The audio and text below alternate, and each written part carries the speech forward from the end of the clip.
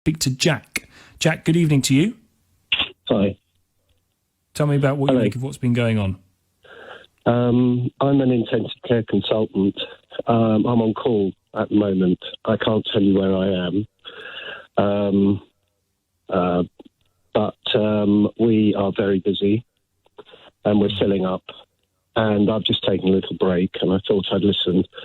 I've been listening throughout the day and meaning to phone because it is beyond me why people don't see what they are creating by just continuing to go out.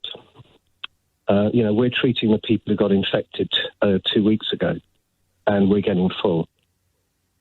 So people getting infected now, who will be treated in 2 weeks' time, I don't know what's going to happen.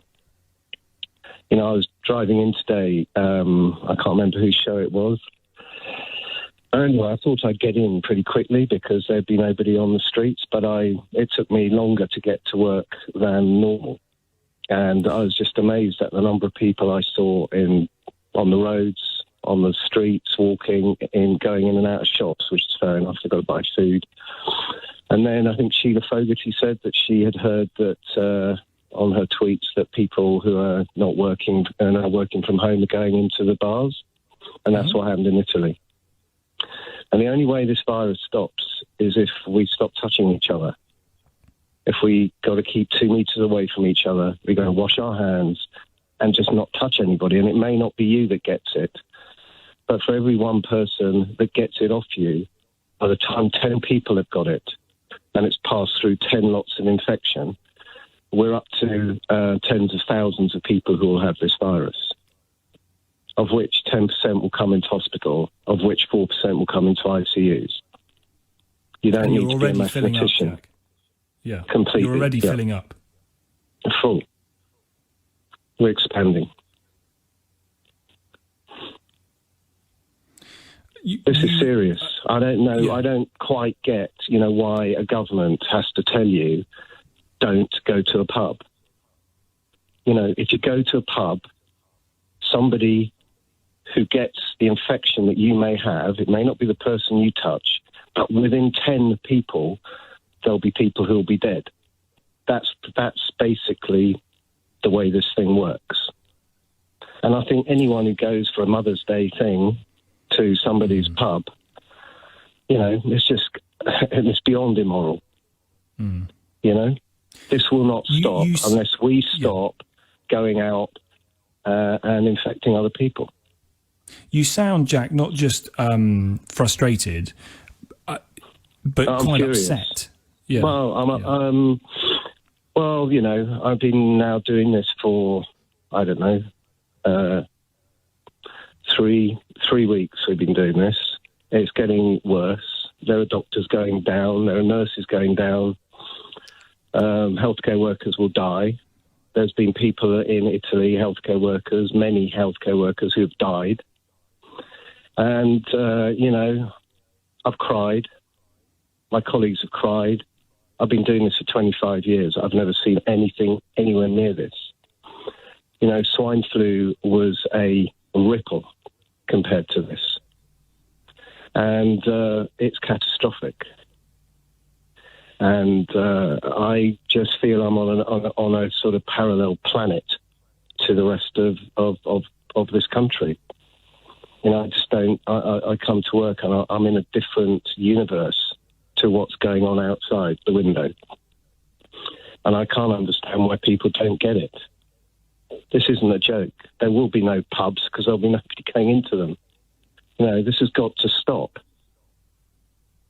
And I am very upset. Yeah. And I'll be a different person at the end of it. And so will a lot of my colleagues.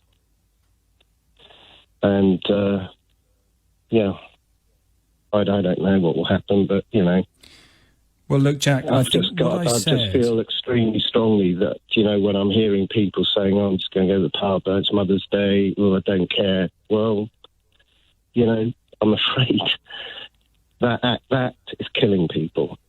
It's going to kill people, and not just kill people, people who may survive it. could be crippled, be respiratory crippled for the rest of their lives. Do you not necessarily just get better? You may not die, but you don't necessarily get back to what you were. And we will be overwhelmed, even if everybody just goes into their rooms now and doesn't go out again from what's happened in the last 2 weeks, because this sort of respiratory stuff comes 10 days after the infection that you get.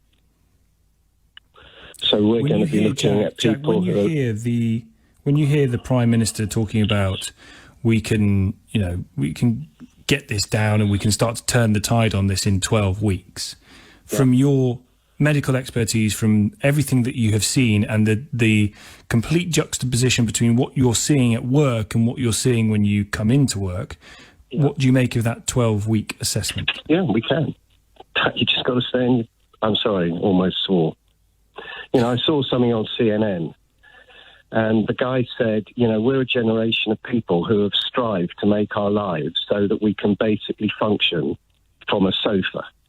You can sit and watch Netflix, sit and watch Sky, order everything on Amazon, order anything on Ocado. You don't need to go out. When we were at war, in the war, not this war that we're in now, people were lying about their ages and lying about their health so that they could go into battle and fight and die for our country. All people are asking is for you to go and sit on your sofa. And I know that it's going to cause a lot of problems. I know I'm going to be getting paid and I can pay my mortgage, and I'm very lucky if I survive, but which I may not do. I'm not, we don't know, right? But that's what people are being asked to do. It's not, that's it. The virus doesn't crawl under your door. The only way you'll get it is if you go to a pub or a club or a restaurant or go on the tube and you get it off somebody. If you sit in your house, you won't get it, right? And nobody else will get it. And the virus can only live if it goes from one person to another person. If that doesn't happen, the virus is gone. It's finished.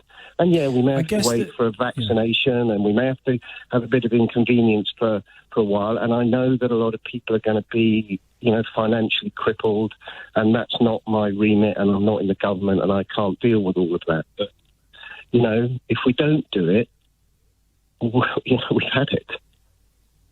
There's no I wonder, choice. Jack, whether then your assessment of how serious this is means that, forget the pubs and the clubs and the restaurants and closing them down, you need an Italian-style, Chinese-style, complete total lockdown, people told to stay in their homes, otherwise the chances of spreading this are greatly increased. Do you think that's needed? You just need to. I don't know why we think we're sort of not Italy and not China, and the virus is somehow different in the UK or in America. It's going to be different. And I understand we're a liberal democracy and we're not China, and I get that. And I don't know what will happen in China when they start to release people. There's still lots of people who can get it. They're not immune. So I don't know. I'm not an immunologist and I'm not an epidemiologist. I don't. But I do know that if we carry on just passing this virus to each other, we're going to be overwhelmed. However many beds, however many ventilators we have, however many IT nurses we have. That's all I know. Sorry, go on. Sorry to interrupt you. I'm going to have to go in a bit because I've got to go. No, that's all right. Well, let me just read this to you before I let you go, because what you have said and described is unbelievably powerful and pretty harrowing. Let me just read you this from Mandy.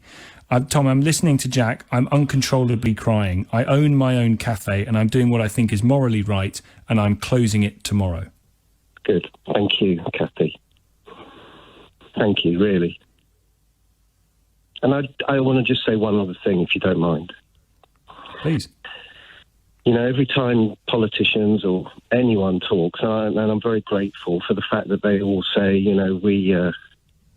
we really value our frontline staff. I don't want to hear that anymore. What I'd like after this is finished is for people to realise that my nurses who are putting their life on the line, by the way, very close to running out of advisors, so that people are going to just have not enough. We don't have enough. Well, I don't know. That's a different thing. But anyway, but these people who are earning nothing, not nothing, but 25 grand, are coming to work and putting their lives, literally, they're putting their lives on the line, and they're going to be doing it for 3 months at least, I think. Mm. And all I want, rather than people saying thank you, is when it's finished, for these people to be given a coffee room to sit in, to be given a kettle, coffee, milk, maybe a Christmas dinner that's paid for or given to them by the hospital rather than making our own one. Not have to pay car parking charges. You know, not having to put up posters on our doors saying, please do not abuse the staff. Mm. Not standing there being shouted at and screamed at by the general public. That's a thank you. And that's not a pay rise. That won't cost anything. You know, just a bit of kindness and thought. Jack, right, I'm so glad you were listening. Well, look, I'm so glad you were listening to obviously. I'm going to get cross, and I just need to go. No, I know. Look, we can hear it. We can feel it. We can hear it. I was going to say thank you to you, but I completely accept your point that words are not enough. You need some action, and it doesn't have to be great. It doesn't have to be huge sums of money. Having somewhere where you can have a break and have a cup of coffee is all it takes. But Jack, what you did, and what I hope the effect of what you have done this evening on the people who are listening to the programme tonight, I hope you have driven some change by driving through the reality of this. And it's not a reality that people like, and it's not something that people want to hear, and it is scary. But my God, if it means that a couple of people decide not to go to the pub or the cafe tomorrow, or cafes decide to close down by themselves, then thank God, because you're helping Jack out, you're helping his colleagues out, and you're helping the country out. Thank you so much for your call.